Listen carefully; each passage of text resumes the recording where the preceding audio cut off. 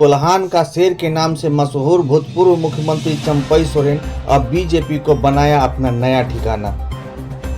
कोल्हान का शेर के रूप में मशहूर भूतपूर्व मुख्यमंत्री श्री चंपई सोरेन ने आखिरकार बीजेपी को अपना नया ठिकाना बनाने का फैसला कर ही लिया। सबसे महत्वपूर्ण बात है कि उसके साथ साथ उनका पुत्र भी बीजेपी का दामन थाम सकते हैं। इस तरह झारखंड मुक्ति मोर्चा को बहुत ही तगड़ा झटका दिया, क्योंकि शिबू सोरेन के साथ का हमसफर एवं कोल्हान क्षेत्र में अपना राजनीतिक दबदबा रखने वाले चंपई सोरेन झारखंड मुक्ति मोर्चा को परित्याग करने का फैसला ले लिया। तलब है कि मनी लॉन्ड्रिंग मामले में हेमंत सोरेन की गिरफ्तारी के बाद चंपई सोरेन को झारखंड का मुख्यमंत्री बनाया गया था। उन्होंने फरवरी से जुलाई तक मुख्यमंत्री के पद में कार्य किया। झारखंड के भूतपूर्व मुख्यमंत्री चंपई सोरेन ने भाजपा में शामिल होने की वजह बताई।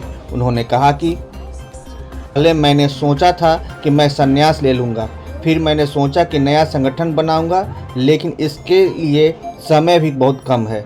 बहुत मंथन करने के बाद मेरे प्रधानमंत्री और गृह मंत्री अमित शाह पर विश्वास बढ़ा और भाजपा में शामिल होने का निर्णय लिया। भाजपा में मेरे साथ मेरा बेटा भी शामिल होगा। श्वास खरा पाए बोल नहीं पाते हैं, इसीलिए हमने कुछ नया अध्याय शुरू किया है। और नया अध्याय पहले तो सोचा था हम संन्यास ले लेंगे, बाद में जनता कार्यकर्ता उसका हौसला उसका मांग, तब हम बोला सक्रिय रूप से राजनीतिक में ही रहूंगा। पहले तो हम सोचा था संगठन बनाएंगे नया, समय का कमी और झारखंड प्रदेश का कुछ अलग ही परिस्थिति है।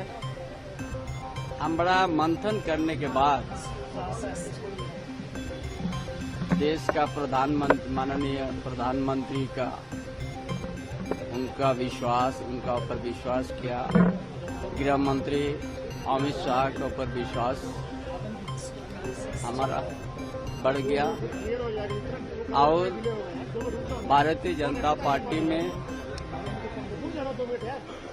शामिल होने का हमने निर्णय ले लिया।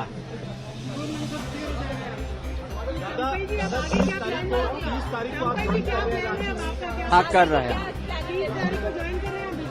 हाँ हम कर रहे हैं। कल हम झारखंड जा रहे हैं।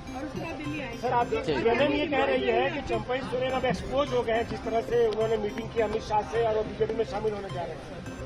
कोई भी कुछ कहे, हमने बड़ा संघर्ष किया है। हमारा इतिहास, हमारा संघर्ष झारखंड प्रदेश में आईना की तरह है। हम किसी का कोई भी कुछ कहे उससे हमारा कोई उसको जवाब देने हम उचित नहीं समझते हैं, लेकिन हम भारतीय जनता पार्टी का शामिल होंगे। बाबूलाल मरांडी नाराज हैं आपके बीजेपी में आने की बात से, दिल्ली पहुंचे हैं, मुलाकात कर रहे हैं, नाराज हैं आपके आने से। देखिए, हम उस बारे में कुछ नहीं कहेंगे।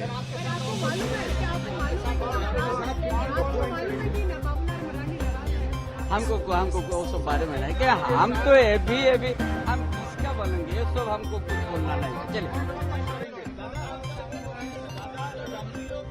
हमारा लड़का जो बाबूलाल सोरेन, वो बात में बताएंगे। देश में सिर्फ जाति के नाम पर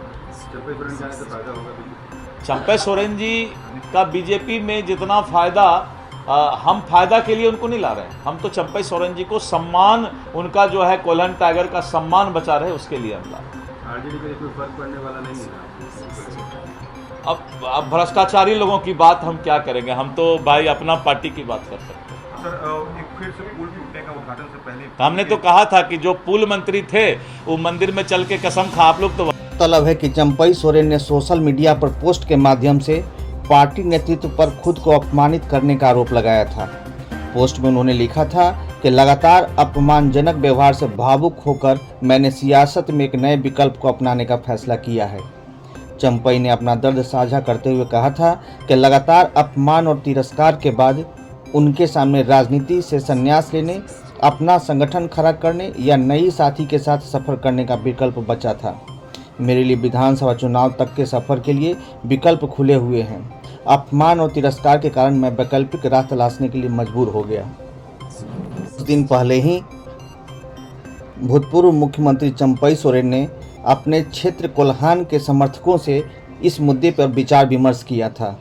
उसके बाद उन्होंने यह निर्णय लिया। लोकसभा चुनाव में भाजपा ने झामुमो के हाथों सभी 5 सुरक्षित सीटें गंवा दी थी। आदिवासी बिरादरी की नाराजगी का आलम यह था कि केंद्रीय मंत्री रह चुके अर्जुन मुंडा भी अपनी सीट नहीं बचा पाए थे। चूंकि चंपई सोरेन परिवार के करीबी और आदिवासी वर्ग के दिग्गज नेता हैं, ऐसे में चंपई की बगावत से जेएमएम को नवंबर-दिसंबर में होने वाले विधानसभा चुनाव में बड़ा झटका लग सकता है। अब देखना है कि चंपई सोरेन अपनी मुख्यमंत्री पद त्यागने के बाद जिस तरह से वो बीजेपी का दामन थामे, तो क्या बीजेपी भी उन्हें आने वाले समय में मुख्यमंत्री जैसे पद से सुशोभित कर सकती है या नहीं।